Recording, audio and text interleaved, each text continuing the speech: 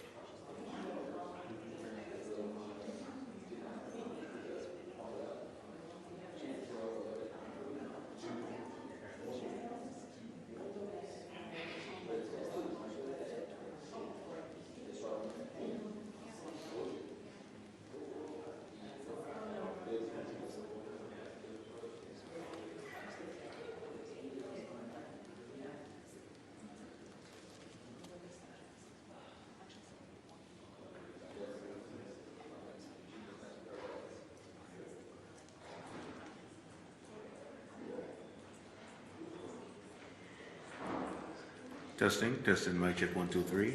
Testing, testing, mic check. Give me a thumbs up, guys. Testing, testing, mic check 1, 2, 3. Testing, testing, mic check.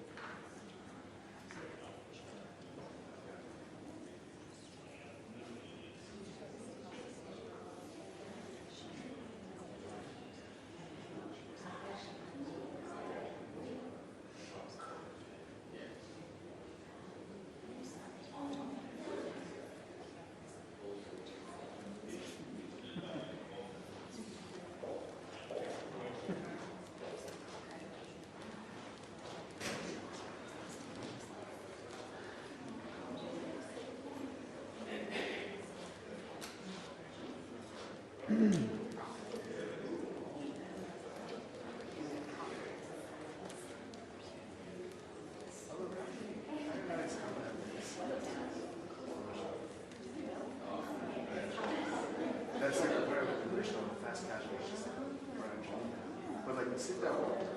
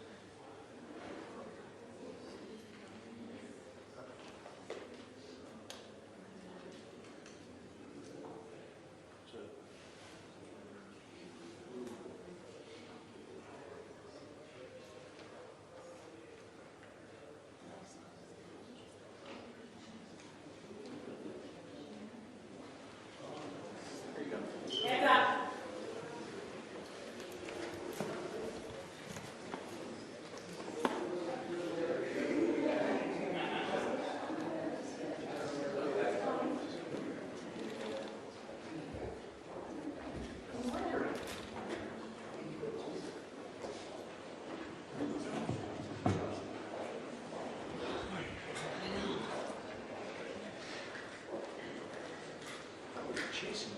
I thought we were too. He's fast. I think he's out debating some senators right now. Yes, he is.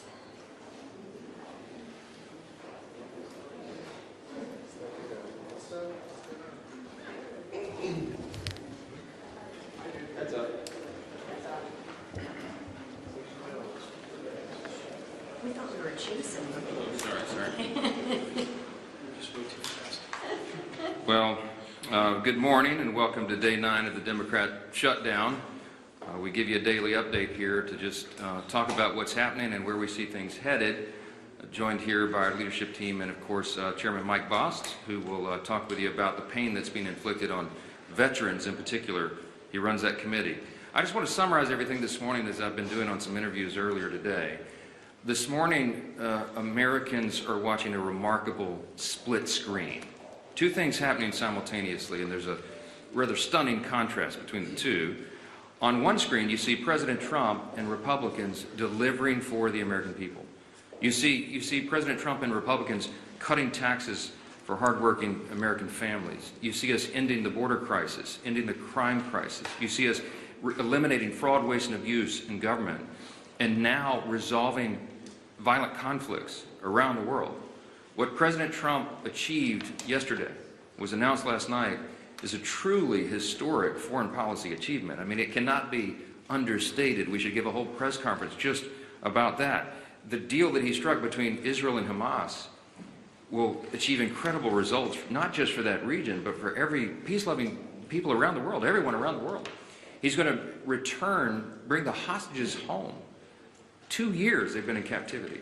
They'll finally be delivered home. We're all watching the images of the celebrations in Israel and around the world by people in Gaza and in Israel, that this is coming to an end. He's going to bring the hostages home. He's going to bring peace and security back to Israel and truly lay the foundation for a lasting peace in the Middle East. This is a goal and an objective that's been stated by presidents and politicians and policymakers and people around the globe for generations. And President Trump has the strength and the vision and the resolve to do it. He's the only president who could have, as has been demonstrated. And look at the other side of the screen. So that's all going on one side of the split screen. Now look at the other. The stark contrast with the Democrats who have shut down the government. Republicans are busy working around the clock to deliver for the American people, voting over and over to open the U.S. government, and laying the foundation for lasting peace and working to deliver for American troops and military families. And what do you see on the other screen? Democrats playing games with the lives and livelihoods of the people we represent. They have now voted in the Senate. The Senate Democrats have voted 6 times to keep the government shut down. And I just want to tell you one of the most outrageous things I've seen since I've been following politics in the mid-'80s when I was a kid in the Reagan era. Chuck Schumer did an interview last night and bragged, this is what he said, quote, he had the audacity to say, quote, every day of this shutdown gets better for us, his party. I don't even know how to comment on that. It's so stunning to me how callous he can be to play political games and use American citizens as the pawns in a political game. We're in day 9. The consequences of this Democrat shutdown are very real, and he can mock it and he can pretend like it gets better for him. It doesn't. It doesn't get better for the country. Right now, half our civilian federal employees are on furlough. Real, vital, critical services that American citizens in all categories rely upon are halted. And when we talk specifically about our military, right now service members, military personnel at home and abroad, as well as Border Patrol agents, TSA, air traffic controllers, they're all working without pay. I was on C-SPAN this morning on that program they do in the morning where American citizens call in. They have a Republican line, a Democrat line, an independent line. One of the callers called in and she was so upset. She's a young military mother. And she has 2 special needs children, as she told her story. In tears, she's so angry, and so am I, that their services are being delayed. I mentioned here at this podium last few days, I mean, I have a big military district in Louisiana's 4th District. We have Fort Polk in Barksdale Air Force Base, lots of airmen, lots of soldiers. Many of them are deployed right now, defending your freedom around the world. And they've left their young families at home. They live paycheck to paycheck, many of these service members. And this is not a game. Chuck Schumer thinks it is. He says, quote, every day of the shutdown gets better for us. What the heck is he talking about? All of us on this side, we're kept up at night. This is a sad situation, and we've got to get through it. Almost 3 weeks ago, just by way of quick review, the House did its job. We did the responsible thing. We passed a clean, continuing resolution, no frills, nothing to it, 24 pages, bare minimum, to keep the lights on, so that Republicans and Democrats can do their work, and get together and do this job, to deliberate and negotiate and go through the process that Congress does on everything all the time, to work on all these issues. We voted to keep critical programs funded, and that ensures federal workers get paid, that our troops and TSA agents and Border Patrol and many more get their paychecks. We had that vote almost 3 weeks ago. Virtually every Republican voted to keep the government open and to make sure those paychecks are done. The Democrats in the House, all but one, voted to close the government and, by extension, stop paying troops, stop paying TSA agents, Border Patrol, air traffic controllers, and all the rest. We've done our job, and the Democrats need to do theirs now. That ball has been sent to the other court. That is the place where it lands right now. 6 times, I remind you, they voted to shut it down. We need 5 Democrats to break ranks. We need 5 of them to wake up and come to their senses and do the right thing for the American people. How long are they going to allow this pain to be sustained? I talked with the president last night. He called me after the peace deal was done, and he and I both lament, we all do, this terrible situation that we're in. While we're working to do all these positive things for the people and even settle conflicts around the world, the Democrats are playing games. It's political theater to them. They've reduced Americans' pain to a political prop. I'll just say this briefly. I'm going to let the other leaders speak here, but just a few things that you've seen. While we're doing all this work, we're working around the clock to deliver on all these things I've just listed. Democrats are playing games. They filmed themselves wandering the Capitol, beating on doors and posting flyers and pretending to look for their colleagues. They hosted a live stream. Oh, it's so embarrassing. House Democrats, they hosted this live stream where they ate candy and told terrible jokes to each other. They had an audience smaller than this room for the whole country. The leader of the Democrat Party is bragging about the cost that this is being borne by the American people. And just yesterday, I had 2 Democrat senators come over and stage a failed publicity stunt outside my office. I heard about it, walked out and confronted them and set them right on the truth. They came to this side of the Capitol to try to put on a little political show for their online audience, and then they walked right back over there and voted for the 6th time to keep the government shut down. Give me a break. Democrats seem to be doing everything except the one thing that Americans desperately need and deserve, and that's passing our clean CR to get the government operating again. That's all we're asking of them. Stop the political stunts. Stop the madness. Stop saying that you're enjoying inflicting pain on the American people, for goodness sakes, and pass the clean CR in the shutdown today. I'm going to turn it over first to our chairman, Chairman Mike Bost. He, as you know, works on all things regarding American veterans. He's the chairman of our committee that handles all of that. And we just wanted him to talk specifically about the costs that are being borne by our veterans because the Democrats shut down. Chairman? First off, I want to say thank the Speaker, and let me tell you this. I believe Secretary Collins and the administration is trying to do everything they possibly can with the money that we actually provided for them in advance for our veterans. Thank heaven we did. So the health care side and appointments and everything through our VA from that side is not in jeopardy yet.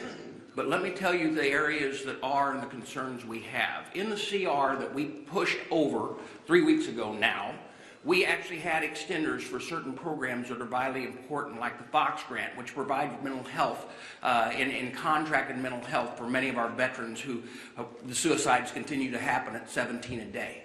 We also have things that we pushed over as far as the concerns we're dealing with continuing education. Continuing education is starting to fall by the wayside. The concerns that we have with other programs like this, there's about 7 of those programs, but those are going to start falling by the wayside. Now, one of the concerns that we're already hearing is the GI Bill. Right now, we're hearing rumors that as many as half of the people that have a GI Bill, they're not receiving GI Bill payments to their universities, and therefore, when they get on the line to try to call to make sure that their education will continue and it'll be paid for, to try to straighten it out, there's no one there to answer the phones. That is a concern. Day to day, our veterans are trying to make ends meet. Day to day, they're trying to hold on to their benefits. And day to day, they keep hearing these concerns, and they're going to continue to get worse. As a veteran, and as someone who tries to provide for them, the fear that I have for them is as this goes on, it will only get worse.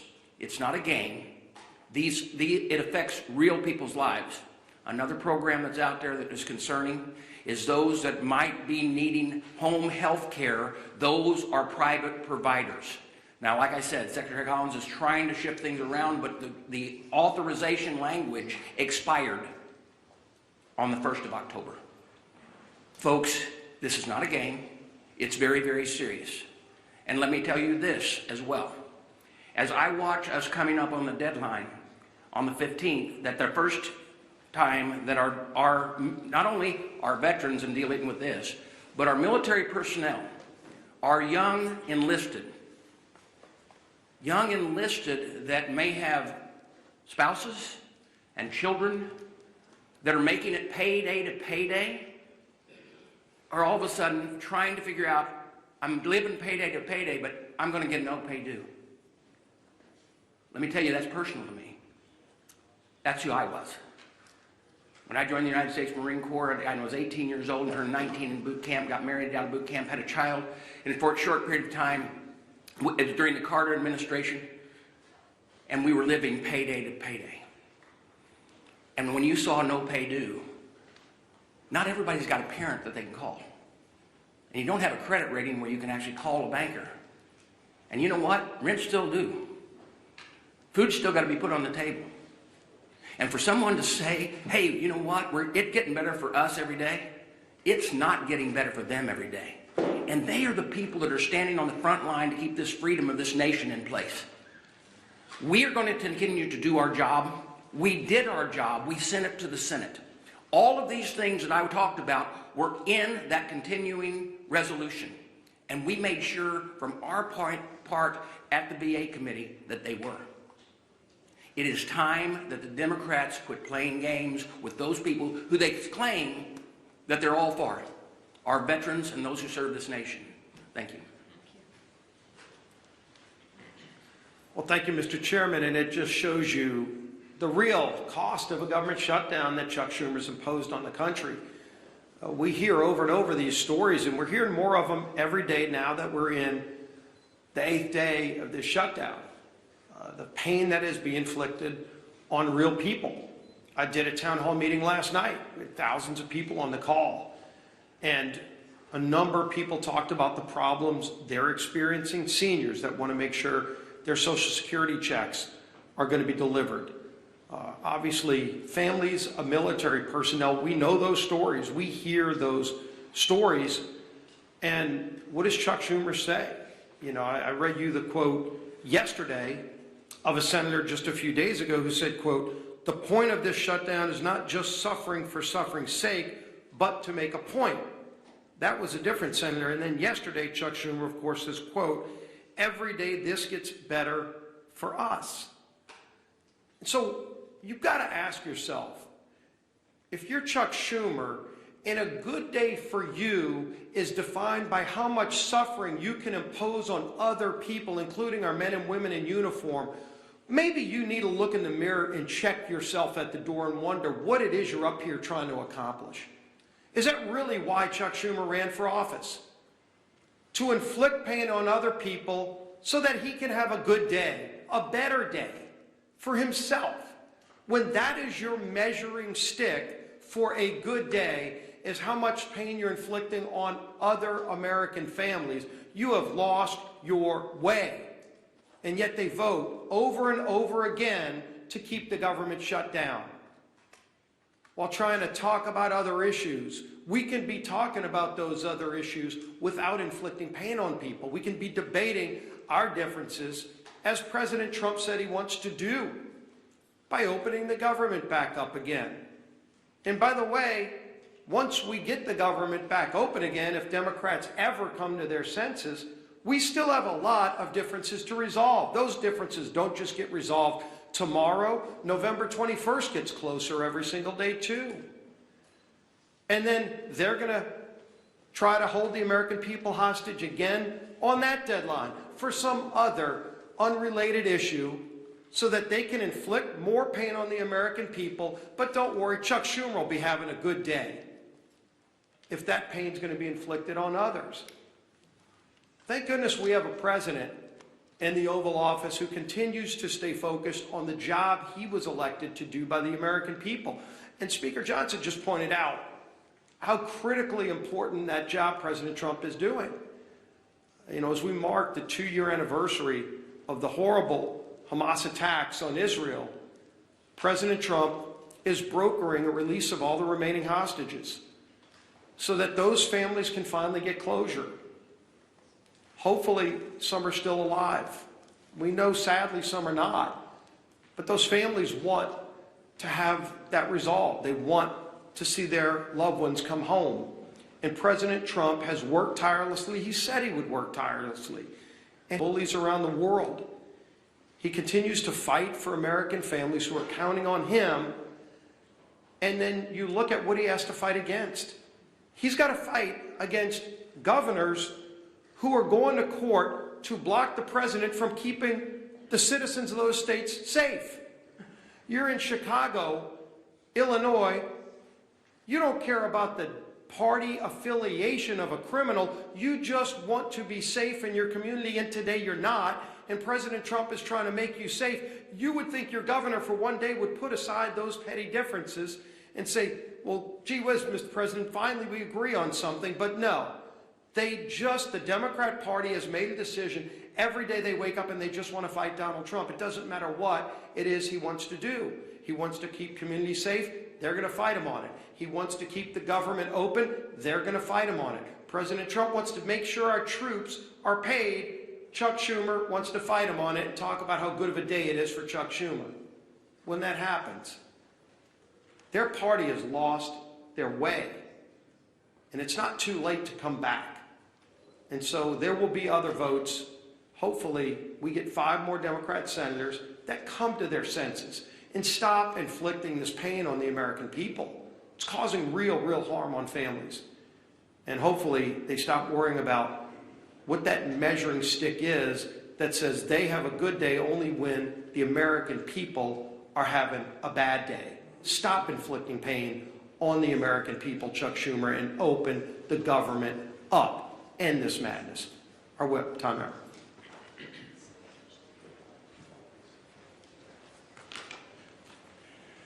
Yesterday, Senate Democrats, including the 2 senators from my home state of Minnesota, Tina Smith and Amy Klobuchar, voted for a 6th time, as the Speaker mentioned, to shut the government down or keep it shut down. 6 times.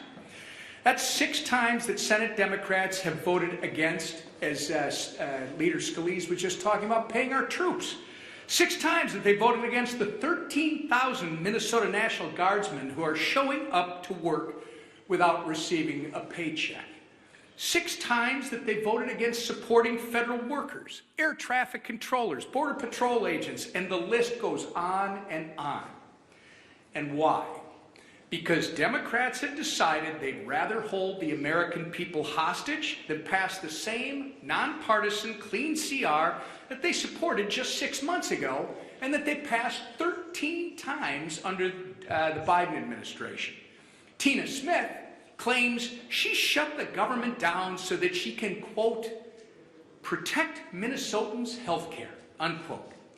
But Tina, if that really was the case, why do you support a $1.5 trillion spending proposal that would give health care to illegal aliens while cutting $50 billion from rural health care? She's just not being honest.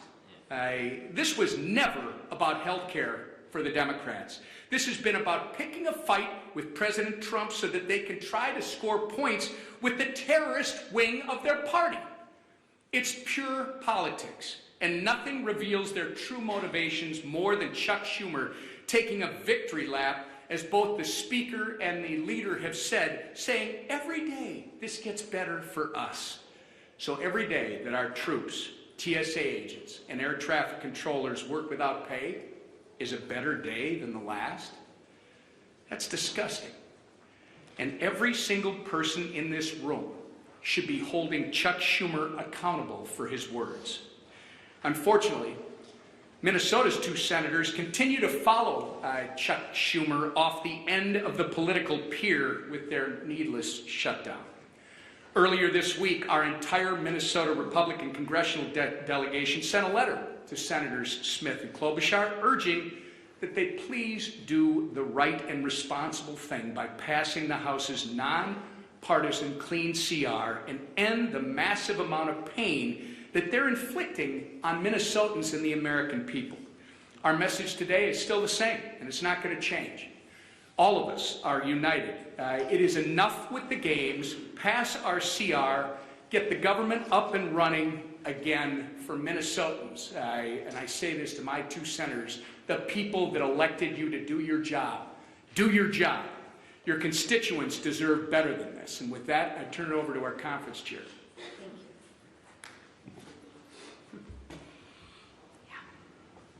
It's interesting. I often want to ask Chuck Schumer, who is us? Because it's definitely not the American people, right? And as the leader said, compare and contrast, the speaker said, compare and contrast the 2 split screens. So I want to start today, and I want to tell you just how grateful that I am that the hostages are finally coming home and that peace in the Middle East is on the horizon. And I want to look right to you and say, thank you, President Trump, because without you as our leader, this would not have happened. It is Joe Biden, or it was Joe Biden's weakness that got us into this situation. And thank God for you, President Trump, that it is your strength that has gotten us out of this situation. And this didn't happen by accident, right? It happened because of our president's strong leadership that puts America first and peace first. So again, I applaud President Trump for securing this historic peace deal. Now, like our speaker said, let's shift gears. The impact of the government shutdown is growing by the day. Planes are being grounded, paychecks are being missed, and people are hurting. Different than Chuck Schumer, he's having a good day. The American people are hurting. And why? I'll tell you why. Because Democrats are terrified of their own radical base. They are scared to death of their radical base. And let's be honest, Schumer is scared out of his mind from AOC. Think about that. Why else would he do it? He's voted for this 13 other times before. But let me share with you, enough is enough. Democrats have voted 6 times to keep the government closed. 6 times Democrats have voted against the American people. 6 times Democrats have voted against the American people. And if they do it again, 1.3 million brave men and women in their uniform could miss their paychecks next week. Chuck Schumer, how is that a good day for them? Explain that to them. I realize it's good for you and your radical base, but explain to those service members how that's a good day for them. That's 1.3 million families wondering how they are going to pay the bills, how they're going to buy groceries, how they'll fill the gas tank. That is disgraceful. Shame on you, Chuck Schumer. Our troops aren't bargaining chips. They are heroes. And let's treat them like they deserve to be treated. So when the Democrats vote again, I ask that they think of the military families who rely on the October 15th paycheck as their only source of income. And explain to them, Chuck Schumer, how that's a good day for them. I ask that they think of the servicemen and women living paycheck to paycheck. I ask that they think of them, not of the radical base that they're trying to appease. Let's put our troops before politics.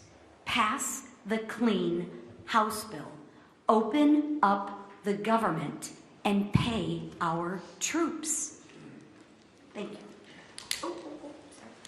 Yes, go ahead. I understand this is a tenuous situation, this shutdown. Both parties think that they have the right goal and they're trying to strategize their way there.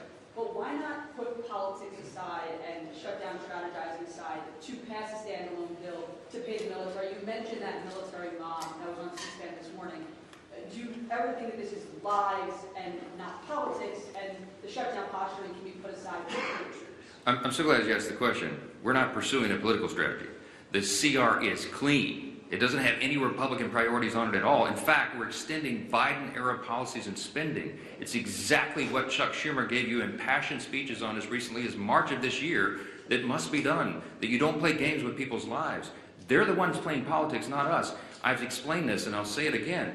If there was something that we could peel off of the CR, if I could take a Republican priority or policy or trick or gimmick off the CR and make it more palatable for the Democrats in the Senate to vote for, I would have already done so. But I didn't send any of that on. We sent a totally clean document over there because we're operating in good faith. What's our goal, our strategy? To keep the lights on for the people of this country so that we can have their Congress working to resolve all these issues. They're trying to make this about health care. It's not. It's about keeping Congress operating so we can get to health care. We always were going to. They're lying to you, okay?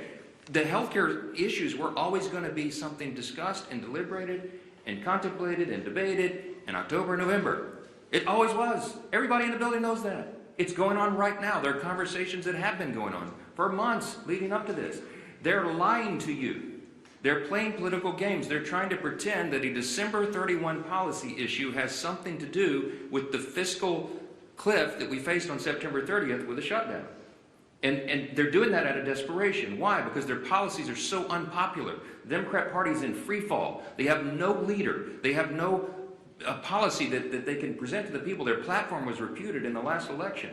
President Trump won every swing state in the popular vote. The House Republicans had the highest popular vote in the history that's ever been recorded. Why? Because the American people rejected the woke progressive nonsense that they're all still clung to. So they don't have anything. I mentioned yesterday, they just had a poll. The Democrat Party has the lowest approval rating of any time since polling began. So what do?